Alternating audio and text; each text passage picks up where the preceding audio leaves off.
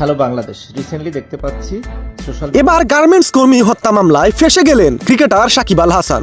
অবশেষে নীরবতা ভেঙে লাইভে এসে নিজের রাগ জেরে যা বললেন ক্রিকেটার সাকিব আল হাসান। এর আগে কোটা সংস্কার আন্দোলনে বহু শিক্ষার্থীর প্রাণ গেলে কিন্তু এই আন্দোলনের সেই সময় সাকিব আল হাসান বেশ নীরব ছিলেন। কিন্তু এবার এক গার্মেন্টস কর্মী রুবেল হত্যার নির্দেশদাতা হিসেবে ক্রিকেটার সাকিব আল হাসানের বিরুদ্ধে 22 আগস্ট ডিএমপির আদাবর থানায় ক্রিকেটার সাকিব আল হাসানের বিরুদ্ধে মামলা দায়ের করা হয়। কিন্তু এবার সকল নীরবতা ভেঙে লাইভে এসে ক্রিকেটার সাকিব আল হাসান বলেন, এসব হত্যার সাথে আমি মোটেও জড়িত নই।